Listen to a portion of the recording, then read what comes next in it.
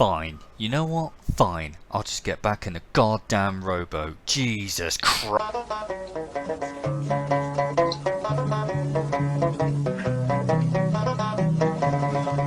Well, in the merry month of May, from me home I started, left the girls and two, and nearly broken hearted, saluted father dear, kissed me darling mother, drank. Yes, it's that time again, and it's time to potato around with Hatters in a boat, and this is my mighty Neptune. Now, I've actually recently bought the Minotaur. Unfortunately, I haven't had any particularly good games in it yet, sad face, because it's quite squishy, but this is one of the final battles I played in my Neptune before I bought the Minotaur, so I thought I'd share this with you. This battle is a testament to not giving up. Basically, it's quite a funny one, and I actually, well, we'll see how I do, but effectively, this is just to show what one can achieve when they go all out for the team. So I'm not doing this necessarily for myself. As I say, this isn't the best game I've ever played. This is it's a pretty good game, but it's fairly average. But from this battle, you'll be able to see what we achieve as a team on this flank, and then help our team as a whole in order to actually win the game.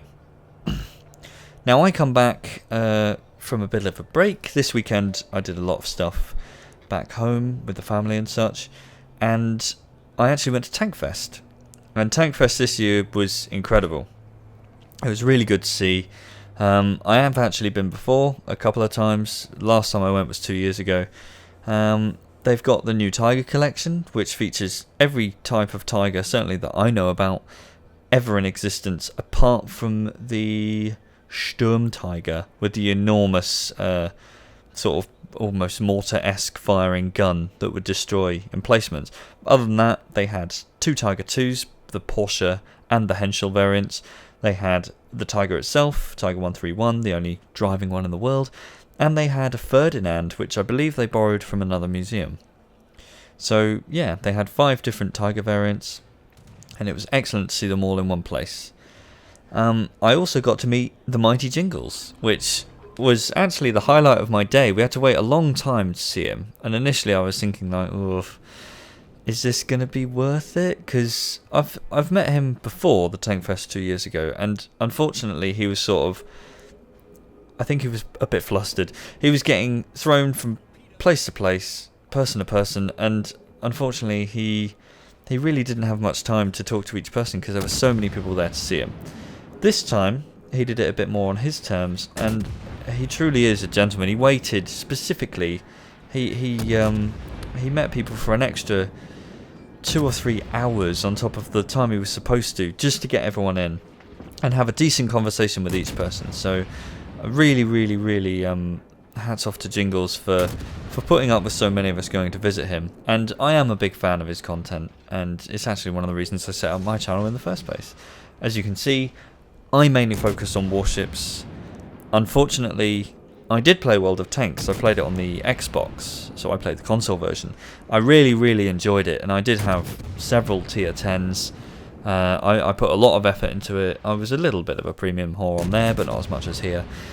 I really enjoyed the game. I've tried to get back into World of Tanks on the PC to try and get some of that on here, and let's just say it's not the same. Low tiers is incredibly frustrating, and I've already rage quit countless times after, just a couple of games. Well, you never know, I might get back into it. Now I get a lovely hit on the Zao there. These torpedoes, I decided to get away because I saw the enemy coming around this corner.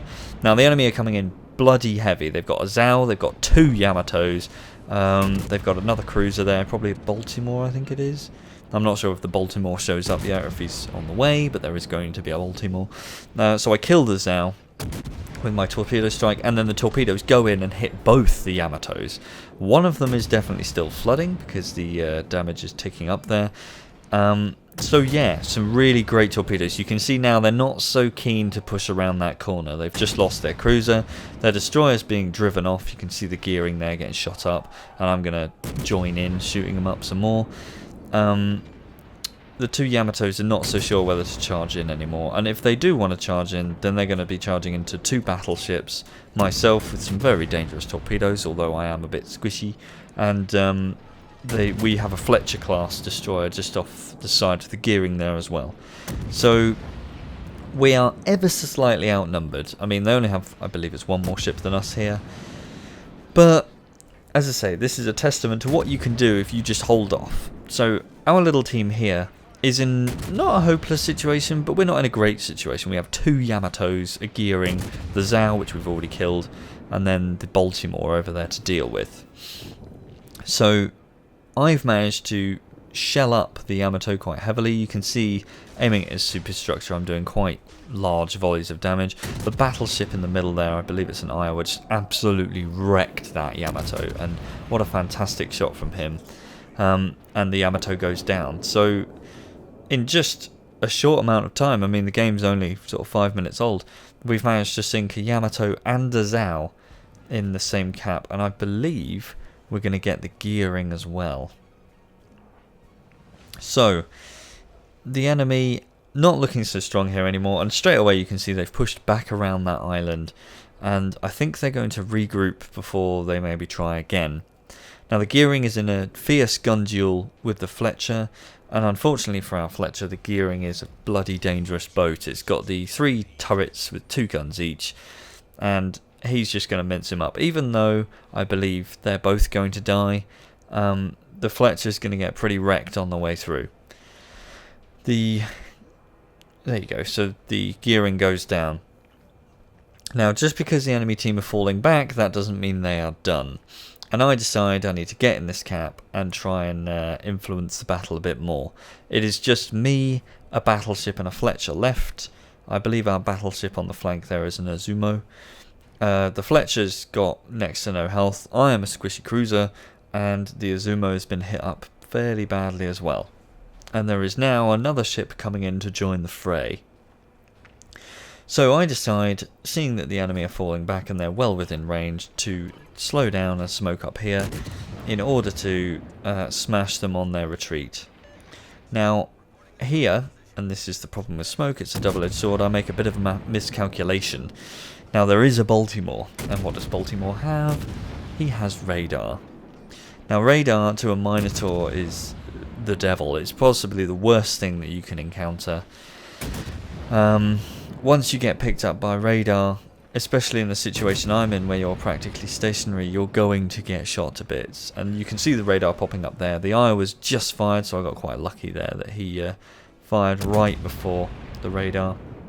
However, I am not going to last long in this smoke. I'm doing the whole reversing thing, fix my engine, but now I've got to accelerate into forward and try and get out of the smoke, but I'm already going too slow. I may as well be stationary, and you can see I take an enormous hit from the Yamato there. I try and repair, I focus the best target, which is the Baltimore, and I get torpedoes away, but unfortunately I get eviscerated. Now, our little holding action here, bearing in mind I've died pretty much halfway through the game, our little holding action here was not for naught, and this is what a lot of people get annoyed about. A lot of people here potentially would get quite salty and quite angry, start yelling at the team in chat, etc, etc. Now everything that happened there was my fault. I picked to go smoke there, I picked to go towards the enemy when I knew that there was a Baltimore in close proximity, and I picked to go into reverse even though I knew that potentially I'd need to get out of that situation. So it was my fault entirely that I died, and so I can't blame anyone else, unfortunately. Now, I threw myself away a bit. However, we held off their team for long enough in the, is it the A cap? We held them off for long enough to ensure that our team now has a really, really good chance of sweeping down and eviscerating the rest of the enemy. Our team up there remained fairly healthy. Our team down here is still holding off. You can actually see the Fletcher is still about. I believe the Azumo has been sunk as well. Now all of their team have have effectively been cornered. Nice cars outside, love it. Can you get a louder van, please? So you can see the Yamato there is on very little health and is about to go down. He's getting shot at by the Hindenburg and he gets taken out. This is actually before the patch where they've had their HE increase, so I'm sure he would have gone down a little bit sooner. Not that he managed to fire. So you can see we have a Moskva and a Baltimore, and there is a battleship somewhere, and a destroyer somewhere. No, to the right. So there's 2 battleships and 2 cruisers left. Now, this here is a wonderful lesson how not to sail a battleship. So what this guy's done is, in desperation, he's thought, right, I will attack their fleet. And unfortunately, he's come out in front of most of them as they drive across to the southwest, broadside on. And you can see how quickly he gets picked apart here. He took a huge hit before, right at the beginning there. He lost probably about a third of his health to that one salvo. And now we've got more and more shells coming in. The Iowa at this point was fairly weak and had quite a high citadel. He's taking shots after shots. There's Yamato in front of him, a Hindenburg on his flank, but he's still sailing broadside, and he gets blown to bits there by the Iowa. So that's how to get taken out in a battleship really quickly. I have a quick pan to the Baltimore here. Baltimore side armour is incredibly weak indeed, and you've seen it in my Des Moines, how quickly you get picked apart. Baltimore's pretty much the same hull. So front on, it's fairly strong. It's not too bad. If you're showing them your ass, unfortunately it gets penetrated rather a lot. That sounds incredibly wrong. But yeah, the rear armour on the Baltimore and the Des Moines just alike is not great.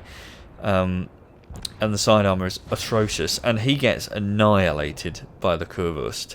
Now, the Kurwurst, from what I can tell, was behind him. So I can only assume that he managed to land rounds onto his deck and citadel the hell out of him, because he had quite a lot of health last we saw him. So, yeah.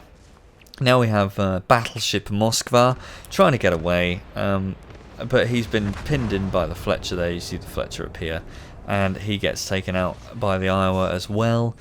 And now it is just the one enemy Iowa left. He did have smoke previous, but it's pretty much running out. He's trying to chase the Fletcher, which managed to hang on all that time, and the Fletcher finally gets taken out. But you can see that's the last of our team down here at A that were holding on. And by holding on for so long, their team has basically run themselves out, and this Iowa now faces 5 almost full health, except for that Hindenburg ships, on his own. And it's never going to come off. He's a battleship. He's against, what's that, 3 battleships and 2 cruisers. He's not going to have a good day. The 2 cruisers are going to basically set fire to him. They're going to concentrate on that, and the battleships are going to try and citadel him as much as possible until he dies. So unfortunately for the enemy team, I would say as a team effort, they got outplayed here. So their team split between the A cap and the C cap. Our C cap was incredibly strong. Our A cap was a bit weaker, but because of the action, me and the ships with me managed to hold out against the A group. We managed to take out a hell of a lot of them on the way through. Certainly 1-for-1 trades, if not better. And we managed to whittle the ones that were left down to very low health, to a point where they're just not in a great position to face the rest of our team that had defeated the rest of the enemy up at sea, and they defeated them nice and easy because we managed to hold off the rest of them down here. So this is a great example of team play, and how you should do it, and how you can pull it off even though it all goes wrong and I died halfway through. So never give up hope. It's not all over just because you die, and that is the end of the game. The results screens then, like I say, not the most epic game I've ever played, but certainly a really fun one to play in the Neptune before I moved on. I did 112,000 damage, so, you know, 6 figures. As long as I hit 6 figures, I'm certainly happy. Just under 7,000 XP with all my modifiers, 377,000 credits, a couple of kills, and a fair bit of free XP, so you know, I'm happy with the result. I came second on the team. The Hindenburg you saw kill the Yamato at the end there did very, very well indeed. You can see as he swept down he killed 5 people, so he got himself a Kraken and got 2,600 base experience, which is fantastic. Moving on to the next screen, you can see all the different ships I had a crack at. So those were the ones that were sort of on our flank, as it were. So the 2 Yamatos, the Iowa, the Zal, the Baltimore and the Gearing. And you can see the Zhao and the Yamato that I sunk, I think both of which I torpedoed, how quickly they went down was just fantastic in this game. Finally, going on to the final screen, you can see the profit I made there, just under 150,000 credits, so not bad. You can see all the modifiers and things I have for my Ocean Soul camo and flags and so on and so forth. As I say, a decent amount of free experience because this was before I bought my Missouri. And yeah, overall, a fairly decent game.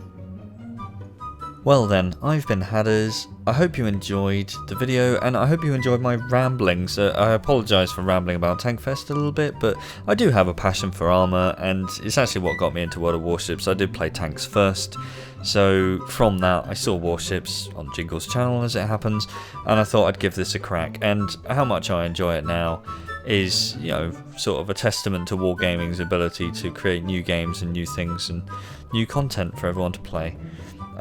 So yeah, again, sorry for rambling about random things, but yeah, you know, I'd like to actually try and get some of my personality into videos instead of just being a robot that reads about boats.